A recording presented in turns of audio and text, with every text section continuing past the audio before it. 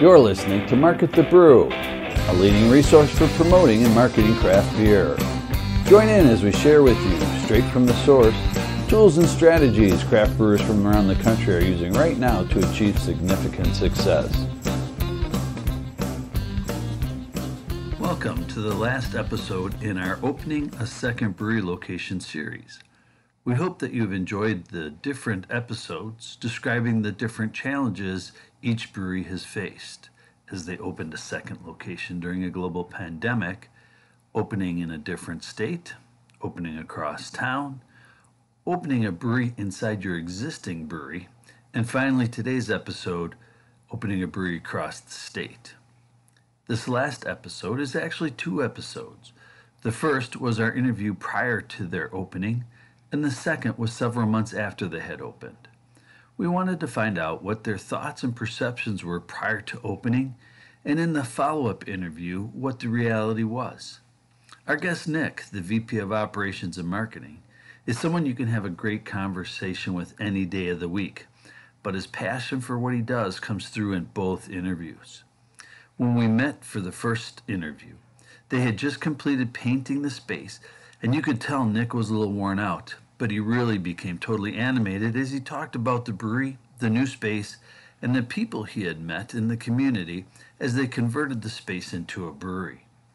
But before we start the podcast, a quick reminder that the Market the Brew podcast is available at marketthebrew.com, Apple Podcasts, Spotify, iHeartRadio Podcasts, and other popular podcast sites. The video of these episodes will be available on the Promote the Brew YouTube channel for you to watch or listen in. We hope that you will join us and share these episodes with your family and friends and on your social networks. Now, find a comfortable place to sit. Grab a glass of your favorite beer. Kick back and relax and listen in as Danielle and Travis chat with Nick Leek, Vice President of Operations and Marketing for Lion Tail Brewing Company, with their home brewery in Neenah, Wisconsin, and their new location in Wauwatosa, Wisconsin. Listen in as Nick shares information about himself, the breweries, and his experience opening a second location across the state. Cheers. All right. Hey, Nick, thanks for joining us. No problem. Thanks for having me, guys. So I kind of introduced you, but can you tell us a little bit about who you are and where you're brewing? Sure. So I'm Nick Leek. I am the Vice President of Operations and Marketing at Lion's Tail Brewing Company.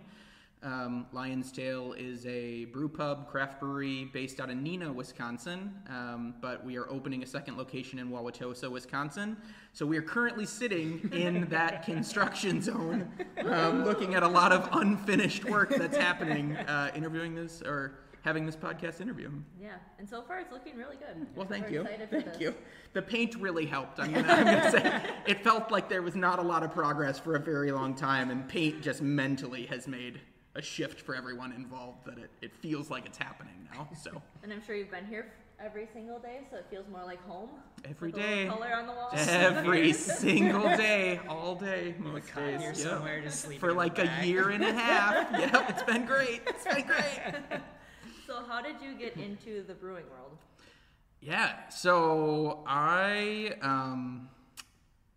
one of the questions that I know a lot of people ask me is, what's your aha moment, or how did you stop? How did you shift, kind of get you somewhere?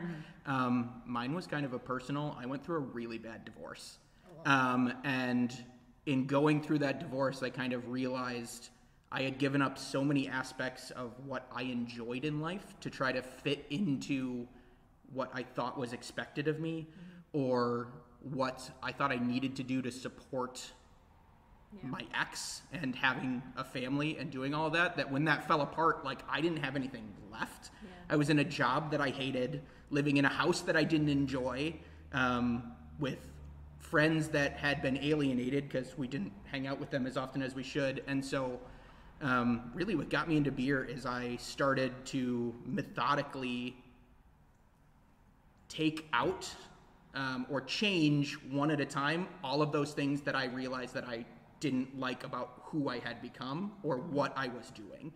And the last major one was I really didn't like my corporate job that I was working at. It was stressful. It was super long hours.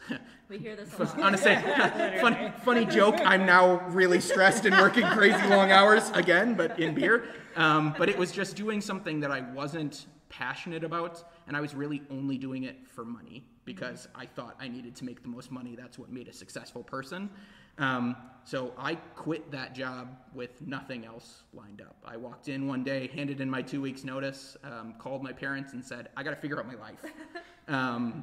And I took 9 months basically off, and I just worked as a bartender casually at Third Space Brewing here in Milwaukee for 9 months, and realized I'd always had a passion for craft beer, and I really liked the industry. I like talking to people. I like nerding out on how the beer is made, even though I am not a brewer. And you should be really happy I'm not a brewer at Lion's Tail, because I was a home brewer, and I was maybe the worst home brewer that ever lived. So it's good I do the business side of Lion's Tail and not the brewing side. But it kind of got me into realizing I could make a career path out of this, and also seeing that I enjoyed small business versus something larger. I felt I could have more of an effect, and I had the experience to come into a small business where a lot of these breweries are run by people that were chemists or don't have a more traditional business background. And that was kind of similar at Lion's Tail, that I saw an opportunity to come in here and bring that business side, that growth mentality to what Lion's Tail was, the incredible beers they made and the brand that had already been built before I started. And that's what I did. So our sales guy, Eric, I used to work with him at my very corporate job. He let me know that there was an opening and said, you should come be the third member of our team. And so I became the third full-time employee of Lion's Tail. Wow, that's awesome. So Sorry, long rambling story about my life, but yeah, we hear a lot of people switching from corporate, or even some teachers. I'm a teacher, and I was like, is this a sign? Right. But just all the people switching into the beer community and the brewery community, and it's just so supportive. Yeah, Just hearing everyone just happy in this community. It's and great. these jobs. It truly is. I mean, it is the most in a community that could be incredibly competitive, because how many small breweries, how many places are popping up now? Yeah. I find in particular in Wisconsin, maybe it's the same in others, but in Wisconsin, like, it is one big collaborative community where where it seems everyone realizes the way that we all grow is by growing the consumer base and working together to make this an overall bigger market. And so instead of fighting with each other, the fact that we all get along is so different than my past life, like, where I had to yell. I literally, all I did was yell at people and like fight for every single sale and win. Like, this is different, and it's wonderful. So. And we hear how many people collaborate in this community in Milwaukee. For sure. Yep. So when did Lion's Tail actually get established in Town? So Lion's Tail was established in November of 2015. Started in that 100-year-old bank building in downtown Neenah, right by the clock tower where we are today. Started with, I think it was 2 10-barrel tanks and 4 of our own beers on tap and a lot of guest beers. But we are coming up on 7 years here in November and have changed a lot since that first day. So, are you still running on the same system, or have you expanded a little bit in the Neenah location? So we are still running the same base brewing system. We are on a 10-barrel system, but we have 20-barrel fermenters, 15-barrel fermenters, and then we're literally, as we speak, these next few weeks, our brewery is shut down in Neenah. Because we are expanding. So we are getting rid of all of our 10-barrel fermenters that we still have and changing them to 15s. And then we took over more space in that bank building and are moving our packaging line down so that we can both brew and package beers on the same day, because we've had such little space in the past that we could never do both of those things at the same time, which has been a huge bottleneck in our production. We'll now be able to, so watch for a lot more Lion's Tail beer in the next few years. Awesome. And that's crazy you say that, because we feel like Lion's Tail is everywhere. Every time we go to the store, there's Lion's Tail. And we saw, we went to the brewery over the summer, and it was, I expected it to be so much bigger because your name is so big and your beers are so big. And it's impressive to see how much you guys can do We in make that bank. we make a lot of beer in a very small space. And to your comment of you can find our beer everywhere, that's our sales guy. His name's Eric. I'm gonna give him shout out Eric. I'm gonna give him 100% credit on that. We have one sales guy for the entire state, and we are self-distributed, so we don't work with a distributor. So any sale we make is literally Eric calling each account weekly and going out and finding new accounts and making sales. So we have a full-time delivery driver and a delivery van, and our van is out around the state every single day. That van, we bought that van during COVID, and it's got to be at like 60,000 miles in 2 years or something. Like, it's insane how much we've driven it. But I do think that's one of the things that differentiates Lion's Tail versus some of the other breweries in the state. We are self-distro, meaning That's awesome. we do everything ourselves. And don't quote me on this. I'm fairly certain we're the largest self-distro brewery in Wisconsin. I don't think there's anybody that produces the amount of beer we make that is still Just self-distributed everywhere, too, like yeah. us. So That's for sure. Are you guys gonna have, since you guys are expanding in Neenah, are you sending anything here for like the tank size or whatever? Or are you guys buying all brand new stuff here? we are going to buy all brand new stuff here, or it will be brand new or it will be used from other breweries. Okay. But we are not going to be taking any of the equipment from Neenah and bringing it down to Wauwatosa. Our plan is we think we'll start brewing down here, get equipment in fall or winter of 2023. But the system down here will actually be larger than the system in Neenah. Wow. So the system in Neenah is a 10-barrel system, but we're brewing into 15s and 20s. Down here, we're going to have a 15-barrel brew system and be brewing into 15s and 30s. So the ultimate goal is down here will eventually be a larger system than Neenah. That's exciting. Yeah. Convenient for us. So a lot of Lion's Tail beer coming in the next few years. Watch out. So, what made Lion's Tail choose a second location? Yeah, so it for us came down to first I want to shout out our customers. During COVID when a lot of people were struggling, like we kind of blew up. We were fortuitous in that we purchased a canning line in November of 2019, right before COVID, and then you couldn't sell beer in kegs or on location anymore. So we had a canning line, and we could we literally transitioned from prior to COVID. We probably did 90% of our beer sales were draft, either from our own tap room or selling kegs to breweries, and 10% cans. During COVID, it was 100 cans and 0. Like, it was overnight, literally going from keg to canning, and we spent a lot of time working that out. So during COVID, we did really well. We found that instead of slowing down, we made the decision to make as much beer as we possibly could. We went the opposite direction. A lot of people were concerned and wanted to make less beer because they didn't know how it would go. We kind of took the bullish approach and said we're gonna run for it, and we're gonna try to take market share, because our thought was there are a lot of breweries that don't have canning lines, and where your comment of I see you in a lot of places now, that's COVID, because a lot of the breweries around us couldn't sell beer because they couldn't can it.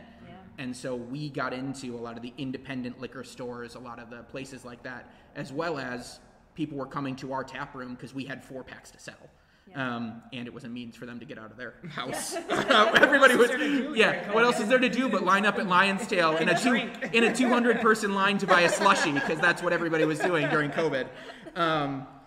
But it kind of came down to, due to COVID and due to really good sales during COVID, we had an excess of cash, and it was, where do we decide to invest this cash? We also started hiring more people and found out we can make more beer, so we were able to start producing more beer. And it was, is the next step we become a production brewery? So are we a brewery that's going to make fewer unique or overall beers but much larger batches, and then hire a distributor to sell that beer into mass amounts of places but fewer numbers of beer? Or do we want to stay kind of on the track we've been where we're very released focused, new beers all the time? In 2021, we made 78 unique beers, and I think it's either 54 or 56 of them were new last year, and we're on pace for the exact same thing this year. Wow. And so do we want to go that route? And if you go that route, it's seemed that a taproom focused sales approach is one that was going to work, because if you're constantly bringing out new beers, it's a way to attract your consumers to come to your tap room on a weekly basis. Guilty. And buy right and buy those beers. And so looking at and using that model, we were like, okay, we've got some money building up. We can make more beer. We don't want to give a distributor 30% off the top, because it's 30 or 40% is what your margins get cut by. We think we can sell this beer ourselves if we do a second tap room.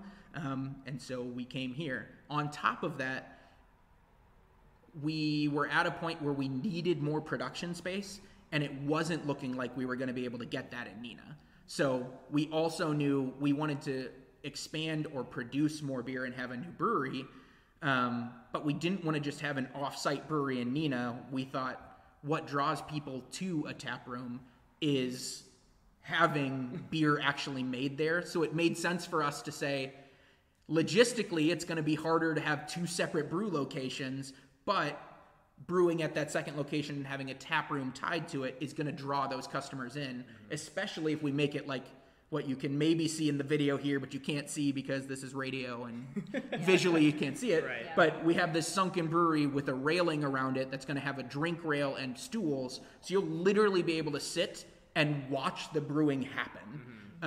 And that's one of the things we were looking for when finding a space down here is how do we make it interactive that customers can see more of the process and engage them in that way.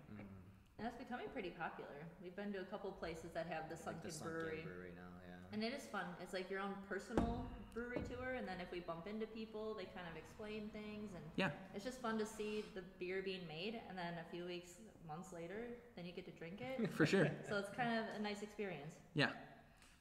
So were you happy about the Tosa location?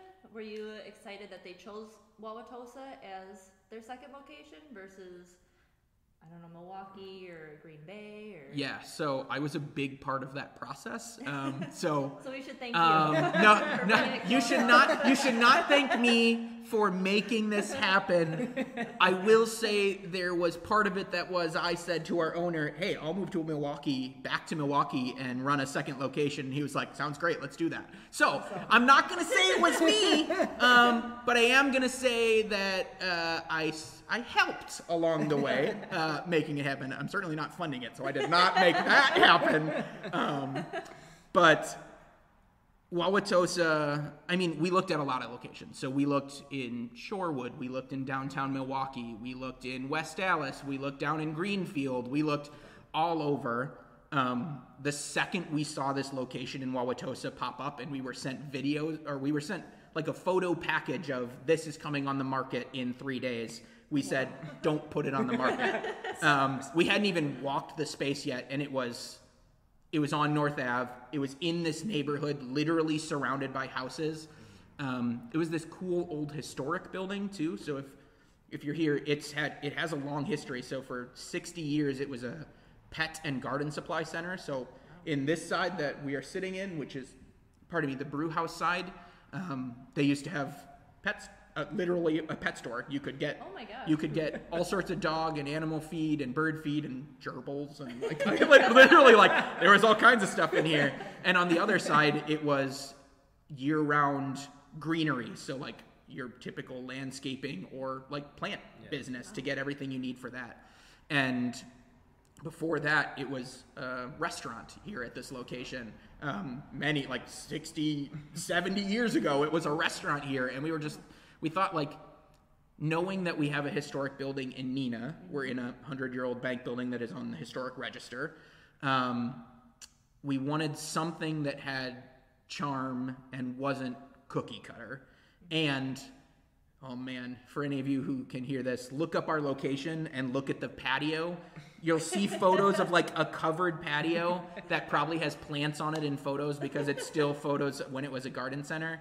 That's going to be outdoor seating. Okay. And there are garage doors from our main tap room to that patio that it's like an indoor, outdoor seating, living bar space that, I mean, that sold it. Like, we knew the location when we looked it up and were sent that paper. We drove down here to actually come look at it, got out of our cars and went, this is done. Like, this is happening. This is the one, absolutely. And I think we saw the space and loved it, and then we looked at demographics of Wauwatosa. We talked to the neighbors. We went to some local restaurants, and Wauwatosa has a very similar feel and customer base to Neenah. It's very family-oriented. There's this interesting dynamic between people that have been here for 70 years and still live here and have a lot of pride in the community, but some of them are starting to move out, and so you have a lot of 20, 30-somethings with young kids coming into this neighborhood too, and that's a lot of what Neenah is as well. Like, there's a lot of families, there's a lot of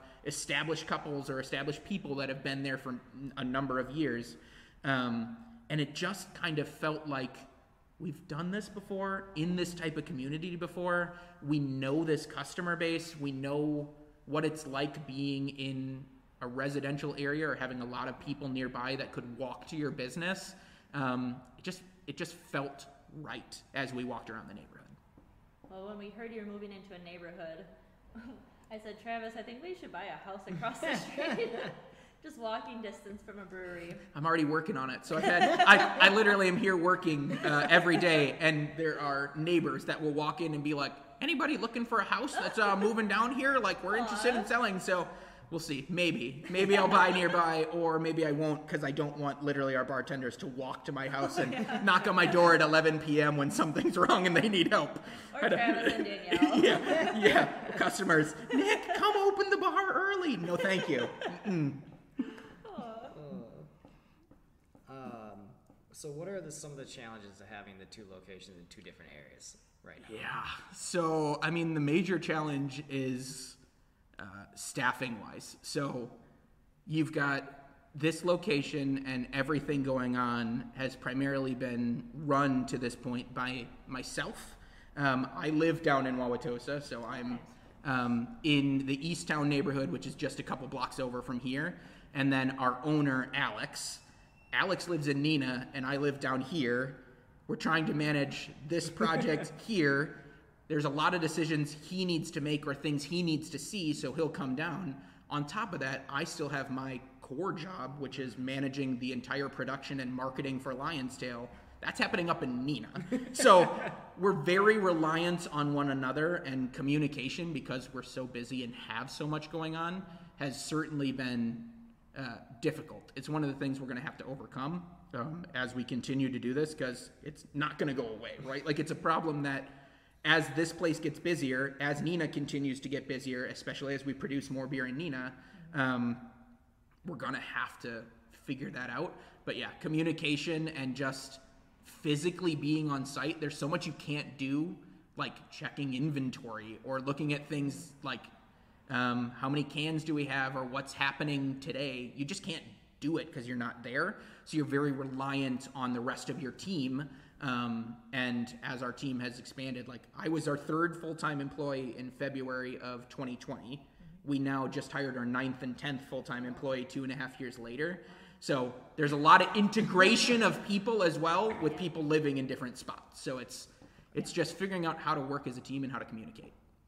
Yeah, we've talked to a couple breweries recently about opening locations in different states, opening breweries versus distilleries.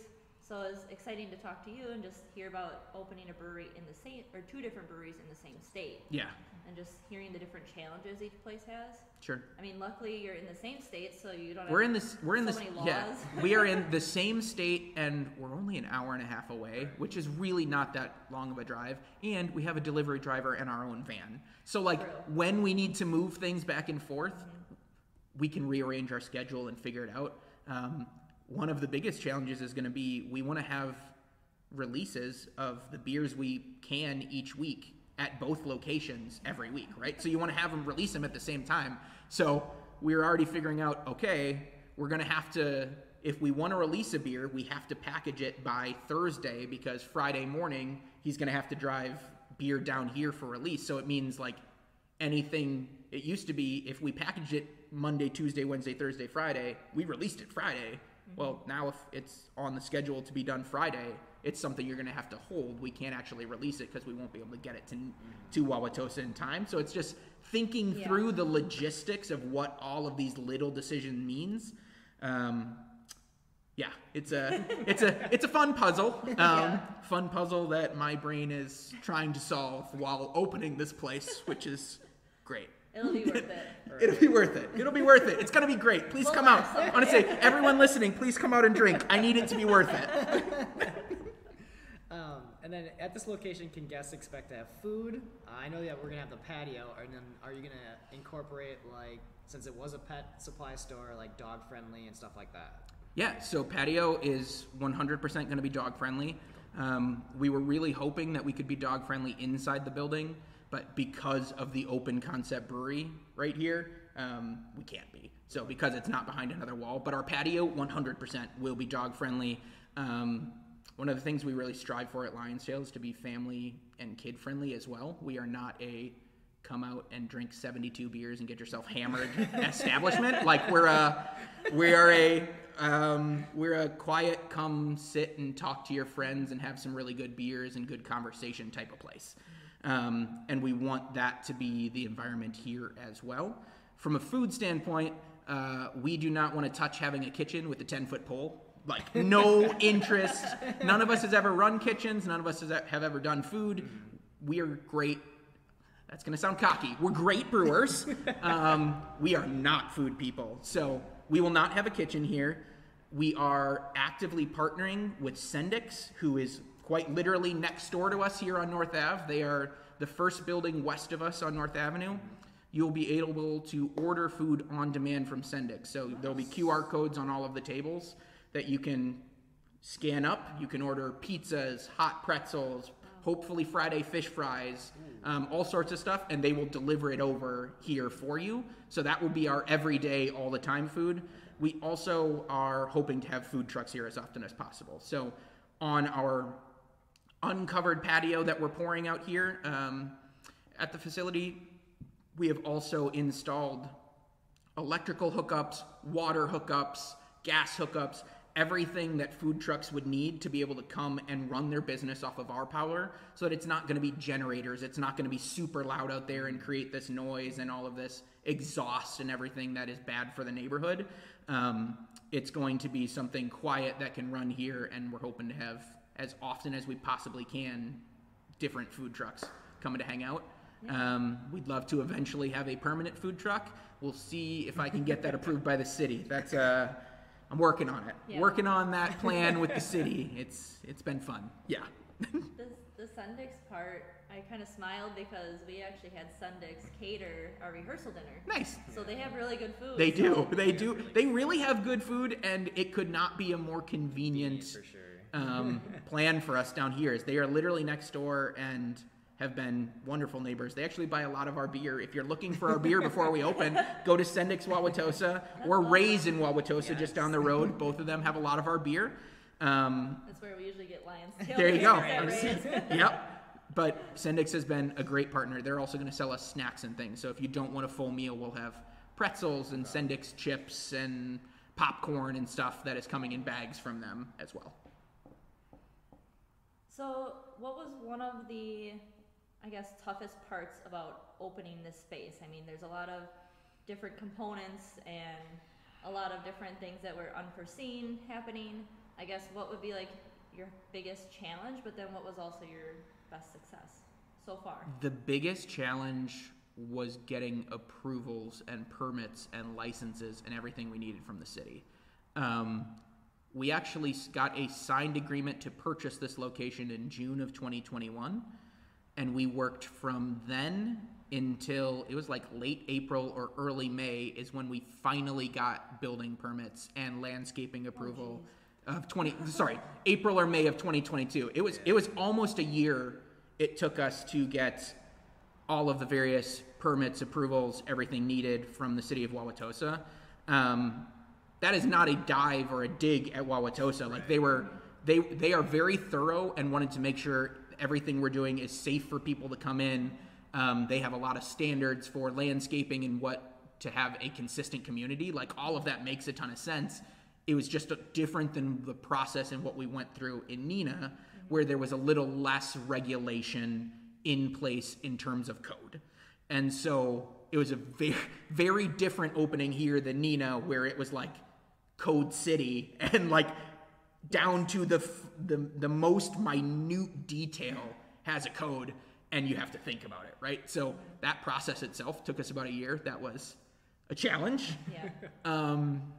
The most exciting or the best part of doing this so far, oh God, I feel like I should have an answer for that, but I'm just stressed as heck. Is it the neighbors knocking on the windows? Oh, there. Here, I want to say the literal. This is not building related, but the best part of this location so far is our neighbors right behind the building. They are this wonderful family, the Marbles, Brian and Sue Marble, and I don't have a lot of friends in this area.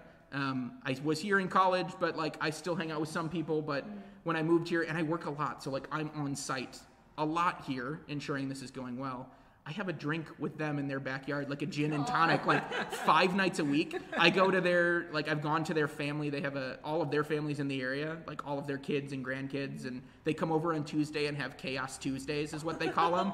And like dinner and all the kids running around and drinks. And like I go to Chaos Tuesday now, like I am part of the family. So for me, the best part is like, all of the neighbors have been great, but let me tell you in particular, Brian and Sue Marble, who live right behind our building, are like my favorite humans in the entire world. They can tell when I'm having a really rough day and will like actively stop me from getting on my scooter and driving away and pull me in for a drink to help me de-stress. So how cool, like to open in a neighborhood and then just become part of the neighborhood family so fast. Yeah, exactly. And I think that's one of the things we're really trying to do down here is we recognize like we could either be a huge disruption to the people that live nearby because we are so close to so many houses, or we can integrate ourselves into what's going on. And that's part of how we're marketing ourselves and how, like, I've literally walked the streets and talked to neighbors.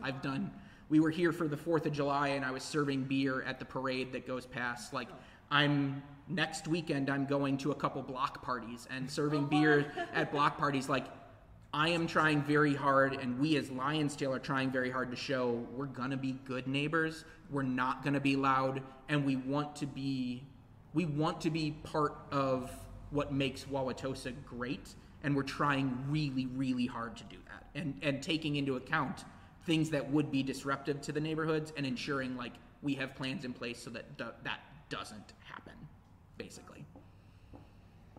So do you have a date of when you're going to Oh, I knew it. Everybody, literally. Hey, I'm going to say, you should know, I'm really proud of you guys for waiting until the end to ask me this, because I swear to God, every person that walks up to me, the first question is, hi, what's your name, Nick? Oh, when are you opening? Great. Like, You knew it had to be coming. I knew it was coming. I don't have a formal date yet. There is, I mean, you guys are sitting in here now. Right. We're close, right? So there's a lot left to do. But I'm calling us, I'm saying we're kind of in like the finishing stage at this point. The construction is done. The walls are up. The drywall is in. Cement is poured. Railings are in. I mean, there's still a little tile work to do. But in general, like, we're through that construction phase, and now it's painting and flooring and all of the things that are going to make this a beautiful, actually functional place to work. That's what we're doing. So supposedly all of that's going to be done by end of September. I'm actively crossing every finger and toe I have that is the case.